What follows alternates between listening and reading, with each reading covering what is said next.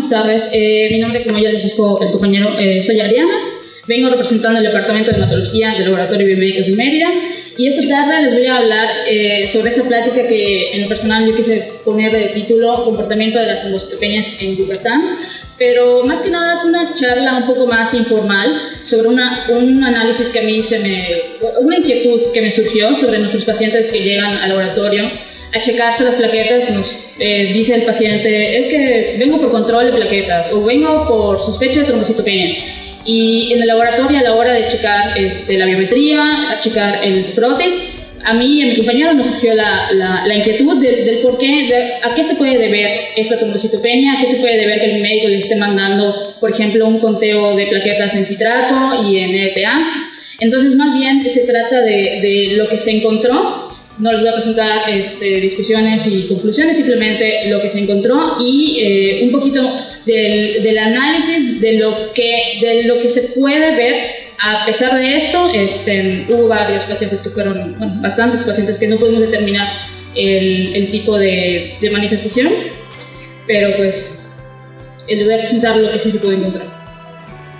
Bueno, antes que nada les voy a hablar sobre que para el adecuado diagnóstico de los trastornos de coagulación, la historia clínica del paciente va a ser fundamental, ya que nos va a proporcionar información que es valiosa para detectar el tipo de alteración que puede estar causando las manifestaciones de sangrado.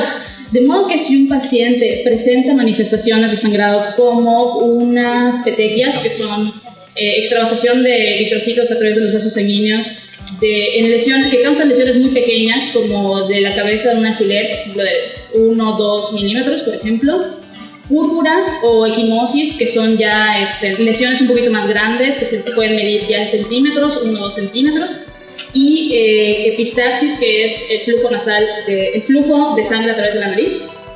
Vamos a sospechar que se van a tratar de un defecto en la hemostasia primaria, y aquí puede haber varios problemas, ya sea un desorden en la pared vascular, un desorden, por ejemplo, una deficiencia, una anomalía en el factor de von Willebrand, o también podría ser, por ejemplo, un defecto plaquetario. Y en el defecto plaquetario podría ser dos cosas: uno, que el número de plaquetas esté disminuido, o que esté normal y que haya un defecto en la función plaquetaria. Ahora, si un paciente, por ejemplo, presenta manifestaciones un poco más severas o generalizadas, como vemos hematomas más grandes o equimosis más grandes, o por ejemplo la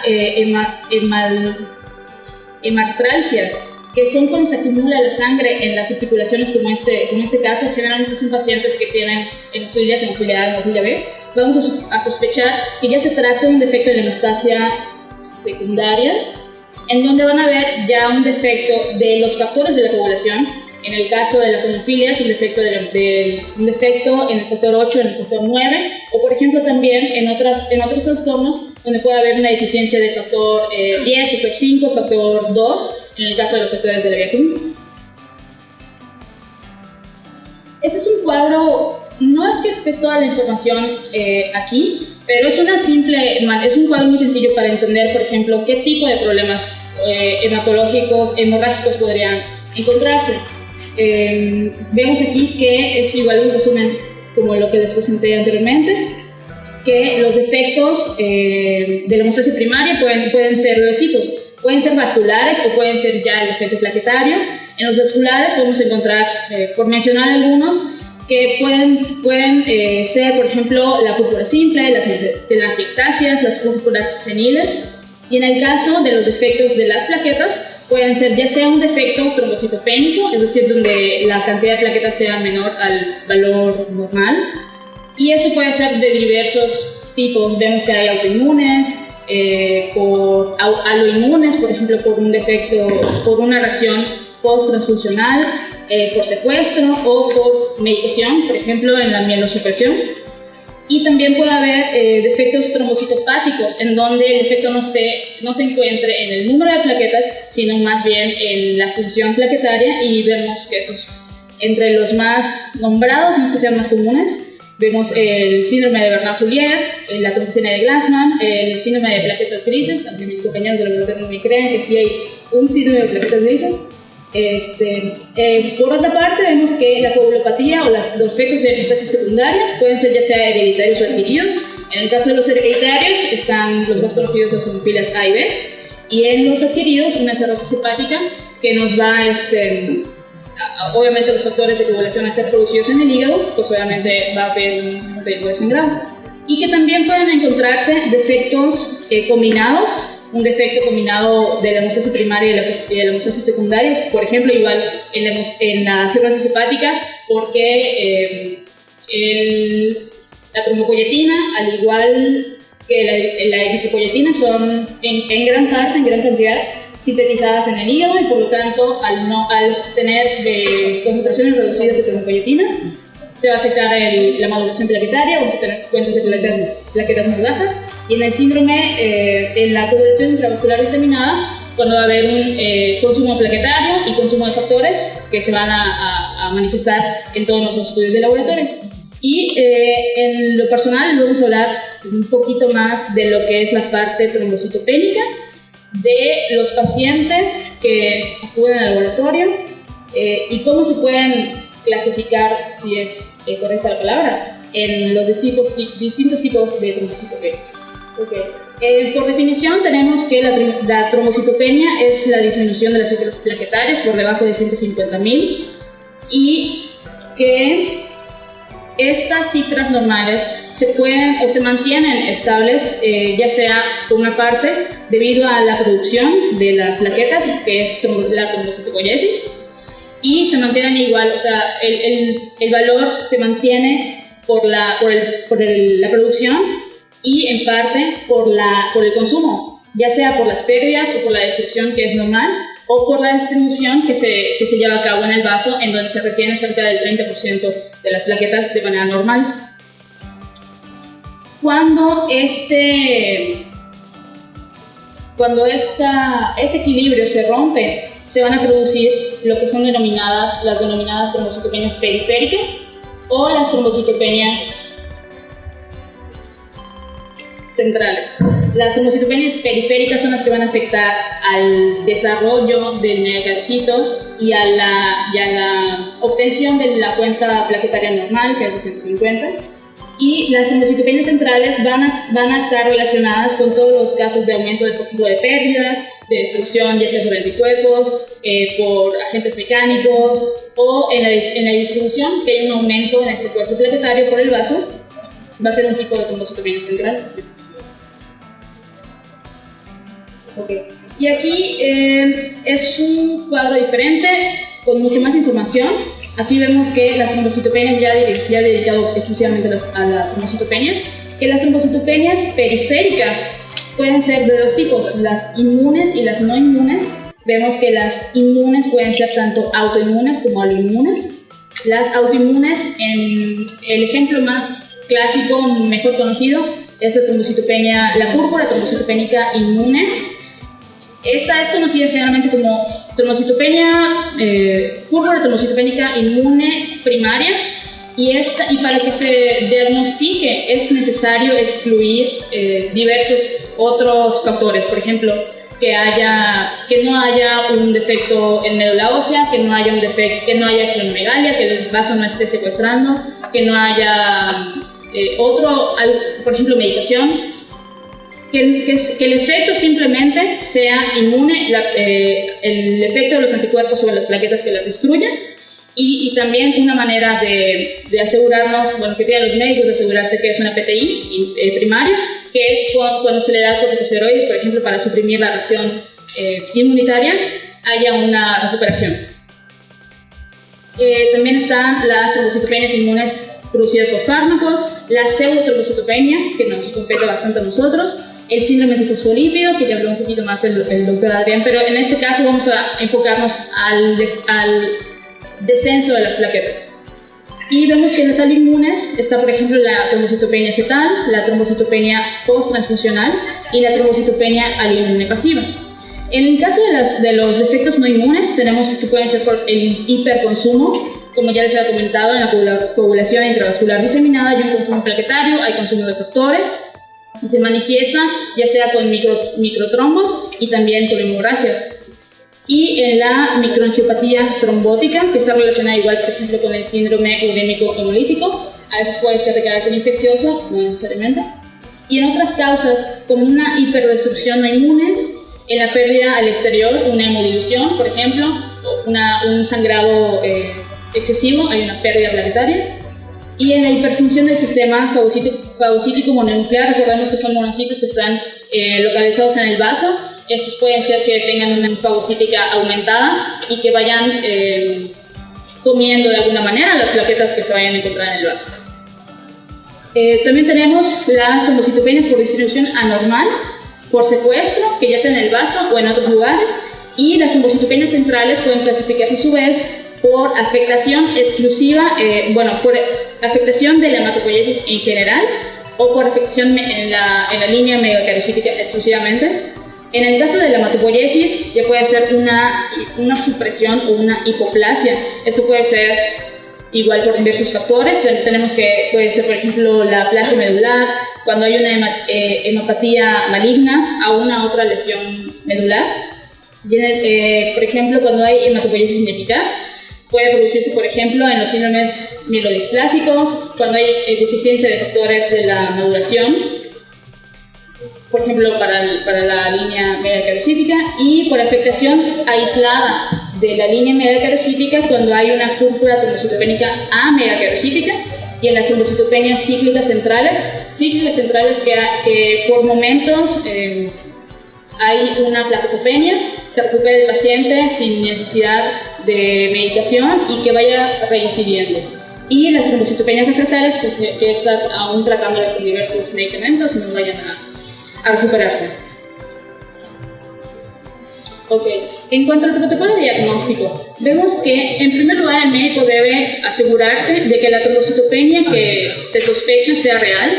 Eso significa que, por ejemplo, se repita un segundo o tercer resultado de laboratorio de una citometría hemática, por ejemplo, con conteo plaquetario y revisión del perfil sanguíneo, en donde nos damos cuenta de que el número plaquetario está normal, que no haya, por ejemplo, presencia de formas extrañas de plaquetas, por ejemplo, agregados, que no haya macroplaquetas, en dado caso de que haya una presencia de macroplaquetas abundante, hacer un conteo plaquetario manual. Que no haya, por ejemplo, que no haya sido un falso de una muestra coagulada o una muestra diluida, por ejemplo. Ya cuando se confirma que sí es un resultado válido del laboratorio, hay que seguir buscando a qué se puede deber. Y en esto hay que tomar en cuenta las manifestaciones clínicas, en dónde se presenta el sangrado, si el paciente tiene algún antecedente personal.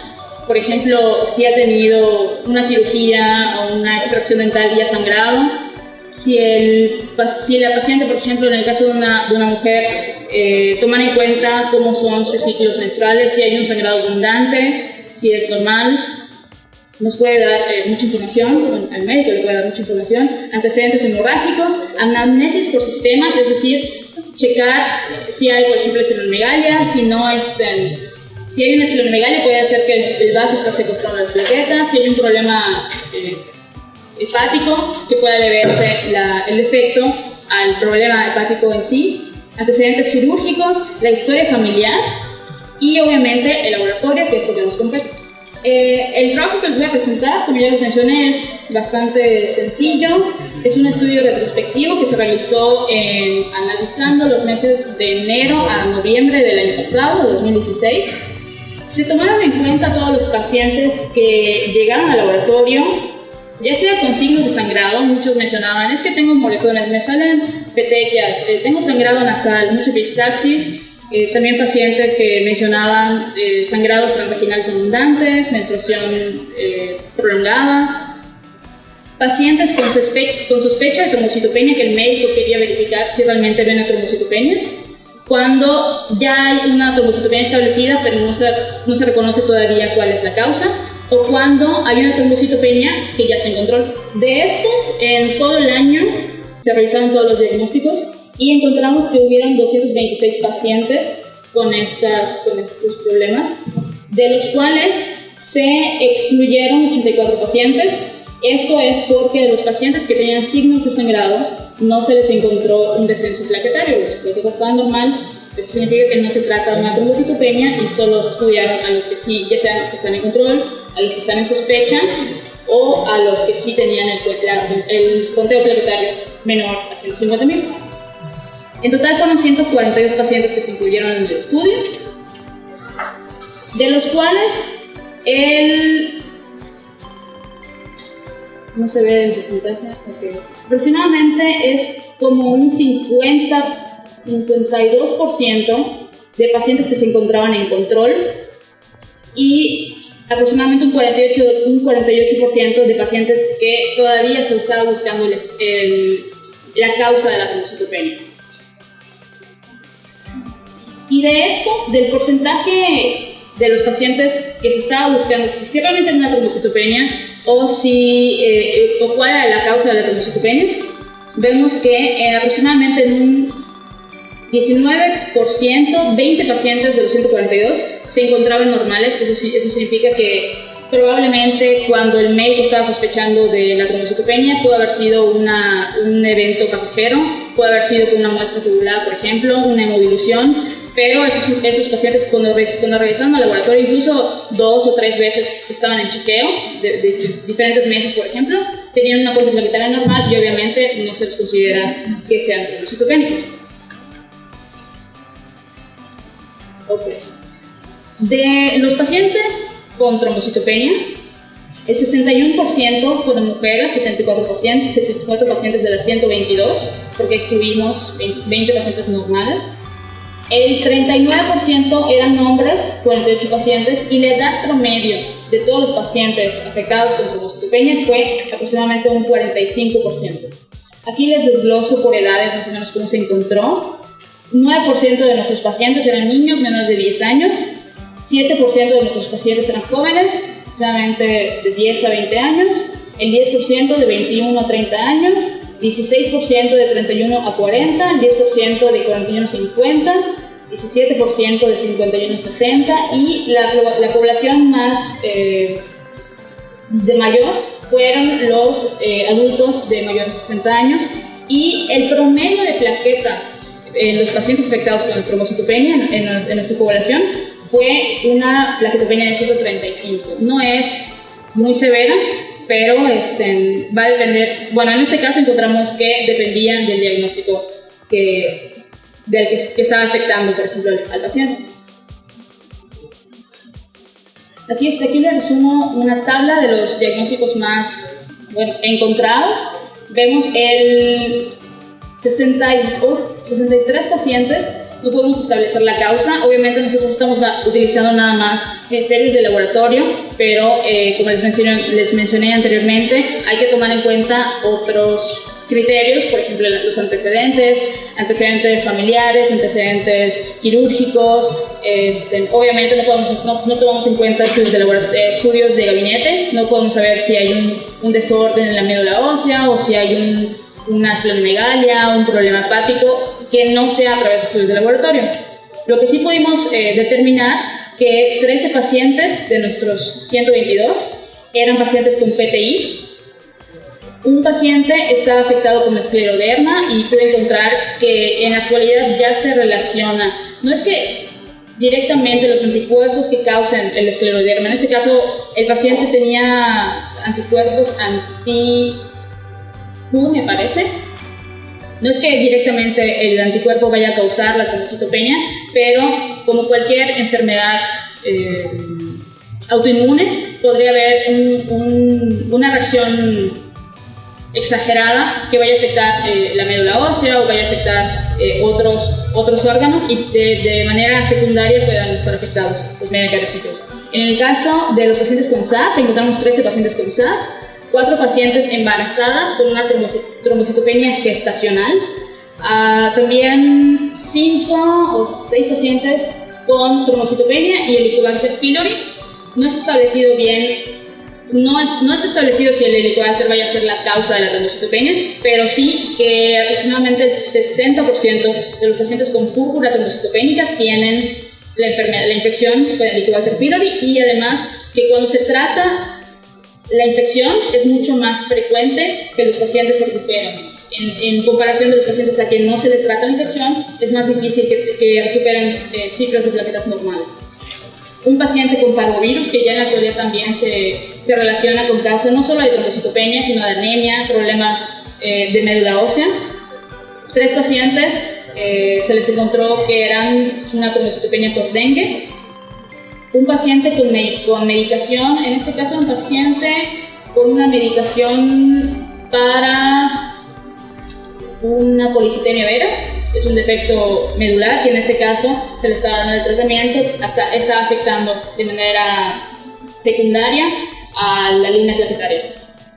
3 pacientes con problema hepático, en donde se pudieron encontrar no solo las bilirrubinas elevadas, sino que también pruebas, tiempos de coagulación, TP y TTP, anormales.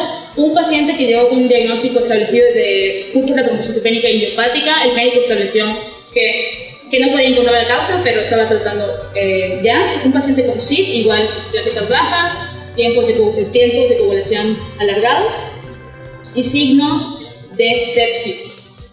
También un paciente quirúrgico estaba en chequeo plaquetario por consumo de las plaquetas. A una de las pacientes que llegó con un diagnóstico presuntivo de síndrome purpúrico, se le hicieron igual varios estudios y resultó siendo una enfermedad de von Willebrand, en donde no solo estaba afectado el número de plaquetas, pero sí estaba elevado su tiempo de sangrado y obviamente también en las pruebas del perfil de von Willebrand se encontraron resultados anormales. Y se encontró un paciente con hemofilia A.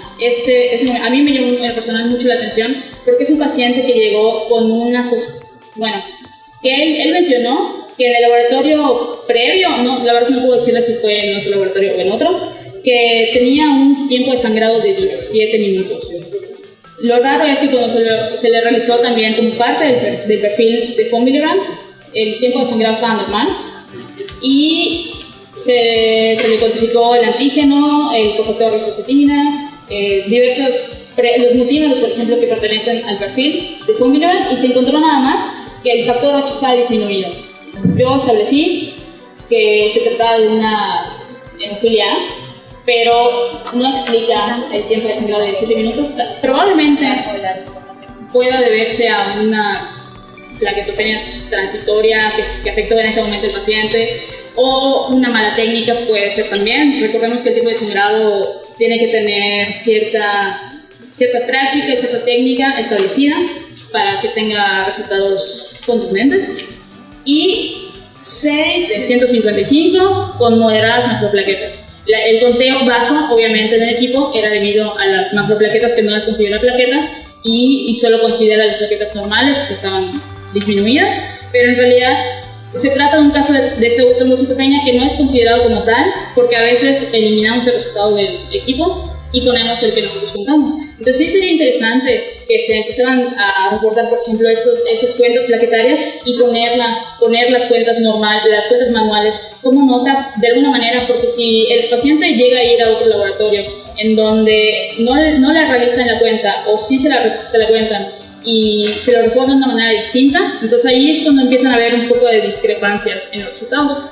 Tal vez deberíamos como conjunto en laboratorio ponernos de acuerdo para ver cómo se debe reportar, porque sí es importante. A veces puede ser que sea mínima la variación, pero en este caso había aproximadamente el doble de plaquetas, de macroplaquetas, que no eran consideradas como tal.